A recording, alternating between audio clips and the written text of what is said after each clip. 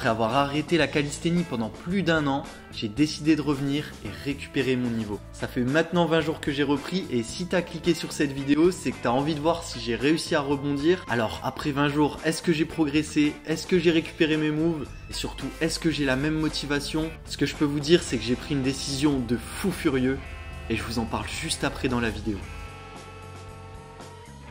Bon, j'ai mis en place une vraie routine, je reprends ma structure d'entraînement de l'époque, je m'entraîne 7 jours sur 7 avec une méthode d'entraînement pas comme les autres, la méthode Grease the Groove intensifiée. Ça fait des années que je m'entraîne de cette manière et j'ai appris assez récemment que c'était une vraie méthode avérée par les athlètes. Et pour vous l'expliquer simplement, c'est un entraînement que tu vas répartir sur ta journée, c'est-à-dire qu'après mon café en me levant, j'envoie direct un combo et tout au long de ma journée, lorsque j'ai des petits moments, j'en profite pour faire des planches. Pendant que mes pâtes cuisent, je fais des planches. Pendant mon chargement Fortnite, je fais des planches. Lorsque je suis au taf, j'ai l'avantage d'être conducteur de bus. Donc toutes les heures, j'ai une petite pause qui me laisse le temps d'envoyer un combo. Donc c'est assez cool. Et tout ça fait que le cumul de mes lancers sur la journée est équivalent, voire plus, à un entraînement. Évidemment, je ne conseille ma méthode à personne parce que si tu n'as pas la souplesse des poignets nécessaire, tu peux rapidement te blesser. Et perso, j'ai toujours été habitué à m'entraîner sans trop m'échauffer. Ça m'a jamais posé problème, mais c'est vraiment pas le cas de tout le monde. Donc faites gaffe avec ça.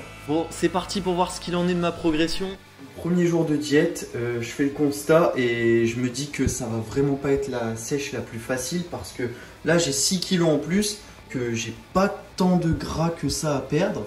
Je vais certainement devoir sacrifier du muscle si je veux retomber à 64 kilos. Ouais, c'est sûr qu'il y a du muscle qui va y passer. Forcément, les premiers jours d'entraînement en statique sont vraiment difficiles. Il n'y a rien qui hold. Je donne toute mon énergie dans des lancers qui tiennent pas du tout. Donc j'en profite à côté pour faire un petit peu de renforcement. Les premières séances d'agi sont géniales parce que ça m'avait vraiment manqué. Mais d'un autre côté, je me sens vraiment lourd dans tous mes mouvements et il n'y a pas grand chose qui passe. À partir du 7e jour, je commence à sentir une toute petite différence en statique. Je subis un peu moins, j'arrive tant bien que mal à placer une bonne forme, mais je me sens encore très lourd.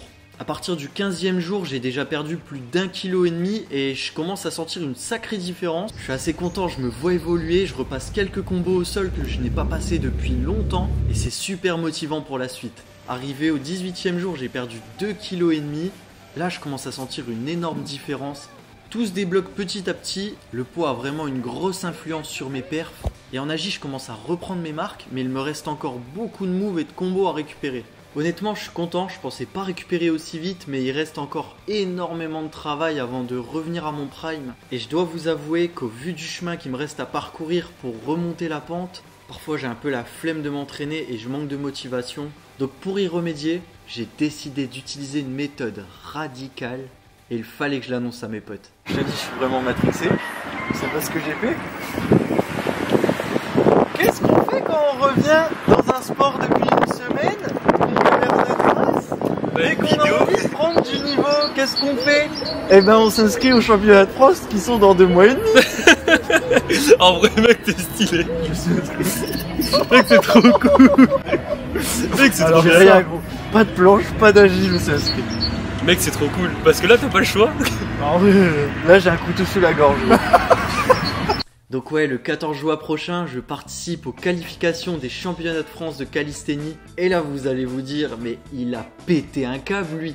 S'il y a bien un moment où il faut pas s'inscrire à une compétition, c'est en ce moment. Étant donné que je n'ai même plus un run de battle qui passe à l'entraînement. Mais perso, j'ai toujours fonctionné comme ça. J'ai besoin d'avoir une échéance, un objectif clair, un truc qui m'oblige à m'entraîner. Sans ça, je procrastine et j'arrive pas à évoluer. À chaque fois que j'ai progressé, c'est parce que j'étais dans l'urgence. À la prépa de la SWAP, je n'avais jamais autant progressé que ça parce que je savais qu'il y avait une date, que je n'étais pas prêt, mais qu'il fallait absolument que je le sois. Et puis au pire, qu'est-ce qui pourrait m'arriver si ça se passe mal?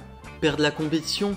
Bien sûr que ça peut arriver, mais je reviendrai l'année d'après et la prépa m'aura quand même permis d'évoluer. Donc peu importe l'issue de la compétition, j'en sortirai grandi. J'ai donc 2 mois pour me préparer et récupérer mon niveau au maximum. En vrai, cette façon de faire est efficace, mais elle me met une sacrée pression sur les épaules. Et pour m'aider à gérer tout ça, j'ai Mado. Elle a toujours été là pour me soutenir dans les meilleurs comme les pires moments. En 2017, on s'est rencontrés grâce à la calisthénie. À l'époque, je passais des heures sur Instagram pour m'inspirer des meilleurs. Et un jour, je suis tombé sur une vidéo qui m'a choqué. Une athlète venait de réussir un 540 C'était la première à le passer en France. Et devinez qui c'était? Un an plus tard, par pur hasard, nos chemins se sont croisés dans un parc de street workout. Et directement, je suis tombé sous son charme, donc pour l'impressionner, il fallait que j'envoie du lourd. J'ai donc attendu le moment opportun pour envoyer une grosse lune, sauf qu'à l'époque je n'avais aucune maîtrise et pendant mon élan mes mains ont glissé de la barre, j'ai été propulsé à 3 mètres et je suis tombé sur la tête. C'était la pire chute de ma vie, mais je venais d'avoir son attention. Peut-être pas de la bonne manière, mais je l'ai eu quand même. Après ça on s'est mis à s'entraîner ensemble, on se voyait nuit et jour au parc pour discuter de tout et de rien, jusqu'au jour où... Bref, c'est devenu la femme de ma vie.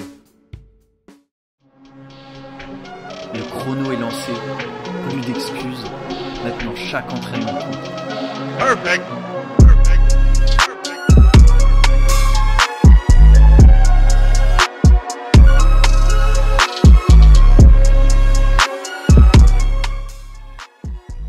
La reprise c'est toujours la phase la plus dure, mais en peu de temps il y a déjà du mieux et quoi qu'il arrive, je ne lâcherai rien. Je vais continuer à tout filmer pour vous partager l'évolution. On se revoit au prochain épisode, n'hésite pas à t'abonner pour peut-être me voir au championnat de France. Back to my prime, ciao ciao.